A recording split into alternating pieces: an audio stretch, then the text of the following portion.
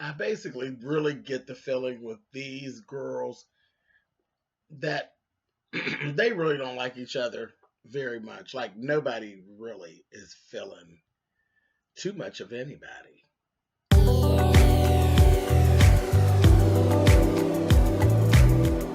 And I'm like, come on through, Cookie. I want to pull my soapbox. That's basically it. Let's talk about drag and all its forms.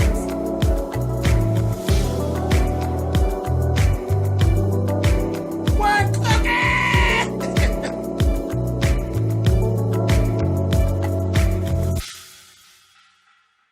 Hey guys, thanks so much for clicking on the video. This is my review for Real Housewives of Potomac. This is season 3 and this is episode 14. And the further we go in, the more it kind of seems as though nobody really likes anybody. Like these girls really don't like each other. Like even with where people are trying to make amends with each other and stuff, they just really just kind of don't like each other. And nothing is actually changing from week to week. We're just seeing more of the same for the most part. But anyway, we're going to talk about it. First things first, everybody's getting ready because they're going to France. So everybody's getting all their ducks lined up. Monique is pretty much downloading everything with her brother. Her brother's going to be keeping her children. She's also having some issues with Chris. Because we heard him in a previous episode say, I still need attention. I still need to be cared for. That kind of thing. Well, undoubtedly, this is actually starting to unfold. He feels as though she's not paying enough attention to him. I was wondering when this kind of thing was going to take place with them because he, in essence, has given up his relationship with his mother for Monique.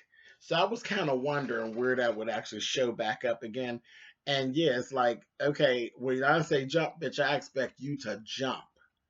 You know what I mean? And I was wondering, I didn't really talk to you all about it that much, but I was always wondering at the point where he basically chose Monique over his own mother, at what point was it going to be a thing of either you do what I want you to do or else, because I gave up all of this for you. So now you need to be at my beck and call. Because that's just the rules. That's just the way things go.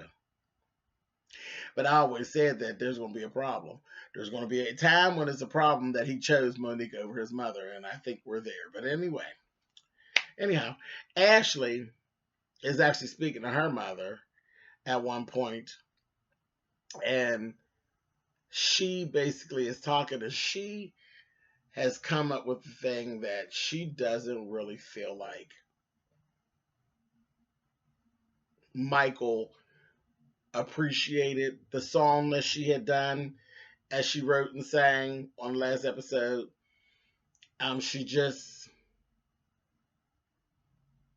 She's coming out of her mouth with excuses by which to leave her marriage is what she's doing, flat out. And then I seen her having a conversation with her mother, and I said, "Oh, you dumb bitch." You dumb bitch. I'm sitting here watching you self destructing your marriage to make your mother happy. And your mother doesn't give a damn about you. Your mother could care less about your happiness. Your mother's not even going to fuck with you once you're done with Michael because you're not going to have any money. There's not going to be any reason for her to cling to you because you're not going to have anything, stupid. But that's when you have these little stupid kids that you can tell them anything, you can show them 95,000 times, but until the bottom falls out, that kid is not going to listen. Ashley, you're that kid. You're not going to understand any of this until your mother turns her back and lets you know how unimportant you are once you don't have money, once you don't have anything for her to get from you. That's you're gonna have to hit rock bottom before you really figure out how dirty and low down your mammy really is. But we see her. We're on this outside, we're looking in, And let me tell you, honey, what I see of your mother, not even worth the skin that she's running around here in. She's a snake. She's a snake. And when she sheds, you're going to be hurt. But it's going to happen. And I'll be sitting over here. Well, I don't know if you'll even be on this show anymore. But because when Michael turns his back and walks away, she's going to Uncle be long. Because you ain't got shit. A mess. Anyway, Robin still doesn't trust Monique, and she's very open with that. She kind of got a little bit of a cold, so she's always running behind. She was running behind getting to the airport. Just being Robin, no real big shebang, but just being Robin. When they got to the airport, here's the first of the issues. Monique and Charisse upgraded to first class, so they were basically away from the other girls. So this created a point of contention from the door. From the door. And of course, everybody thought it, but nobody was willing to say anything about it but Giselle, naturally. Because Giselle, Giselle's Giselle. And of course, she got the whole brunt of it, and they were given very much of, oh yeah, she's just a hater. But is she? Is she really? Anyway, so let's just start. Okay, so they were having this little dinner, and Karen, well, they were like eating snacks, whatever. Karen and Giselle got into it because Giselle asked Karen, "So, what stage is your business in?" And Karen got all offended and got all defensive because their business ain't shit. That business ain't shit. That's why you got all defensive, because you didn't have nothing to say, because ain't shit going on. And Giselle's just kind of looking over at her, and she gonna say, something came out about business partners, and then she turned around and said, yeah, because you got enough partners. I said, oh bitch, that was a dig. That was a dig about Sherman again. And then it's a dig about her business partner for her makeup line. But we didn't really catch hold to that right then. We ended up catching hold to that later on in the program. Giselle and Karen got into it again. And the business partner thing came up again. And Giselle said, why are you so worried about my business partner? I mean, you and I both know why. But you don't really want to say it here on camera, do you? You don't really want to go there, do you, Karen? And I was like, girl, there's something to this. I was like, Karen, you better leave this alone. And she's like going on. She says, I'm all tired of you mentioning my partners. And Karen went like deep into it about, you need to stop sleeping with other people's husbands. And I said, girl, so she's just coming out with it. Now, I know I've been seeing around on the net, honey, people are feeling like, oh, and Giselle is petty. And Giselle is a bully. And she's a bitch. She's all these things. But I have to say, I really don't like the approach that Karen has been taking throughout this season with Giselle. Yes, Giselle has done things wrong. But all of this cutting about Sherman and his wife, Kendall, ex-wife, Kendall, and all that shit, that shit's off the hook. Those things that Karen is throwing at Giselle and saying to Giselle and all on camera nationwide like this, that ain't no friend shit. That's some old vicious bitch shit. And it needs to be addressed. And Giselle finally, I think, got tired. And on this episode, toward the end of the episode, she came and gave it to Karen and had Karen looking a fool out in these streets. When she told her, she said, well, girl, you keep up bringing business partners up because you're really upset about my business partner, Erica Laus.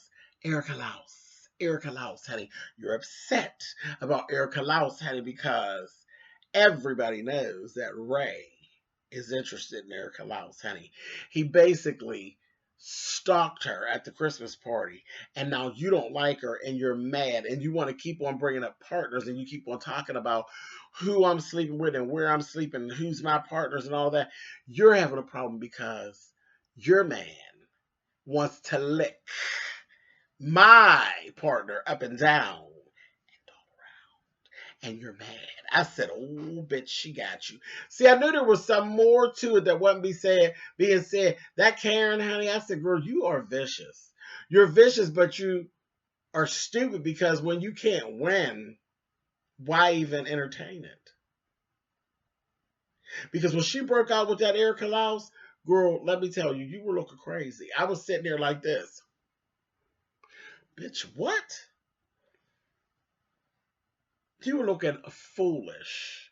Because one thing, maybe Giselle did sleep with Kendall's ex-husband. He's her ex-husband.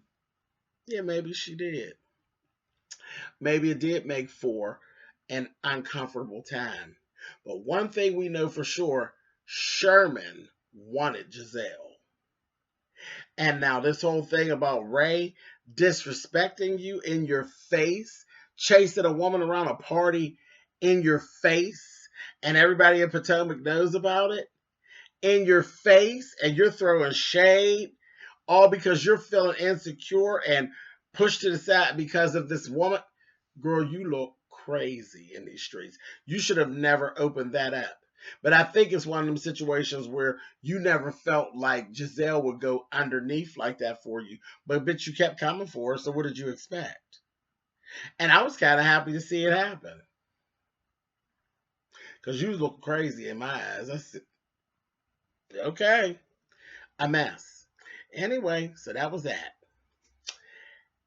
Ashley. Ashley had gotten into it with Karen. Karen was doing some more of this lying. Monique was trying to take up for, Candace was trying to take up for, Ashley, you're a messy bitch. You have so much going on that you should never open your mouth, but you did.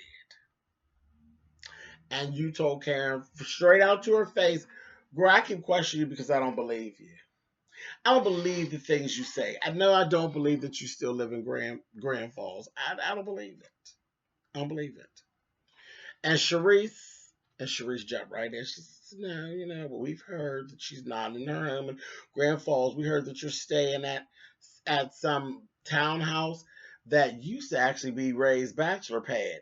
Well, honey, then Karen comes in with the stutter and who said that? What are they talking about? Oh no, they're talking about townhouse. The townhouse is actually part of my old house. Ashley was like, no, bitch, no, no, bitch, that's not it. That ain't what people was talking about, honey. And that's what Sharisa added. It was that was Ray's old bachelor pad. This, that, yeah. She's like, girl, you're just lying, and that's that. And I don't believe you. And she went right there for Ashley and said, girl, I don't know. It's not where Michael moved you out to whenever you all broke up. I suggest you go again. The underhanded cut digs. And Ashley was like, bitch, I was living in the city, bitch. She's like, don't call me a bitch. I ain't doing bitch. She said, oh, you're going to do it today, bitch. I said, oh, all right, honey. Nobody was going for your shit. Monique tried to get in there and co-sign. It's like, girl, shut up, child. Shut on that. Then there was this really awkward moment where Giselle brought up the whole bumping up to first class thing with Monique. Monique, did y'all catch this? That Monique was trying to get real cute and real about it with Giselle. Well, I'm grown, and I did it because I'm grown. This, that, and the other. I'm grown, and she was going there like get ready to be Nancy. I know y'all not even trying to bring this up. This, that, and the other. And Sharice threw the life preserver in there for and was like, well, no, Monique was upset. And so we both bumped up to first class because that gave us time to actually talk about the problems that she was having and she was on the verge of tears and all. And then Monique jumped in and took that route, but she wasn't taking that route before. There was, because that ain't nothing but some bullshit. It ain't nothing but bullshit, and it was bullshit. You don't invite people to a group situation and then bump your seat up to first class and you're not sitting with the group. That was just ridiculous. That was some old Monique trying to be the shit bullshit is what it was. Sharice saved her. Did y'all catch that? And then she started going with that narrative. And then her and Giselle actually had a moment and Giselle just was like, well, we would all understood that. Now that's cool. We understand that. But no, Giselle, she just worked you, bitch, because that's not what it was. She was being a bitch. Her and Sharice were being bitches, and that was all there was to it. It was what it was. Yeah, I didn't like that. She played you, but that was that. And she was like, well, Monique was like, oh, this, I got attached with First Lady Giselle, and I like her. She should be First Lady more often. And it was cool. The conversation was cool. But then there was this really weird, awkward moment where Candace got in and she basically, I see what she was trying to do. She was trying to be relatable and trying to share something that she had going on to try to bring herself into the group, but what it ended up coming across like she was trying to make the moment about her, and she started telling the story about the argument her and Chris had, and basically Candace and Giselle, Monique and Giselle looked at each other and bust out laughing. They were laughing at her, like bitch is trying to make this about her, and they were laughing. And then in turn, the other girls started laughing. And then there was a whole thing where nobody in the room was taking Candace serious. I saw what Candace was trying to do. She was trying to make herself relatable. She was trying to fuse herself into the group as opposed to this always sitting on the outside watching the group. And they basically laughed at her and made her feel insecure, and she was looking crazy. And then Sharice was like, well, girl, I mean, really. He called you just right. You're a princess, honey. And they were like, I said, but that didn't go real well. I was like, wow, wow, wow, wow, wow, wow. That was a mess. Robin's ass slept in that next day, and Giselle was trying to cover for her. And that's when the argument kind of busted out with uh, with Giselle and Karen, because Karen was like, "This is just bullshit." But they didn't want to go. They didn't want to go with um, Monique on the things that she had planned. They had plans to do Robin and Giselle. They wanted to go do their own thing, and that's what they were trying to do. Karen was correct in what she said, but then Karen went somewhere else. She didn't really have to go. It was a whole mess. It was a whole mess. So, but that was it. That was Real Housewives of Potomac, honey. And then there was this whole thing. Y'all see my my thumbnail, rather. My footnail. That's what it should have been called, footnail, honey. My thumbnail. Did you see them shoes, honey? Now, all the girls is in their cute little stuff, their little designer shoes and their little designer things in their cute little outfits. And Karen had on them goddamn shoes. Why did Giselle say she had on her CVS shoes? I said, a mess. That Karen and a shake and go wig. I said, bitch, shake, shake and go wig, honey. I said, yeah, she was looking pretty crypt keeper and grandma-ish. It was a mess. All right, y'all. I'll catch y'all next week with this shit here, honey. Later.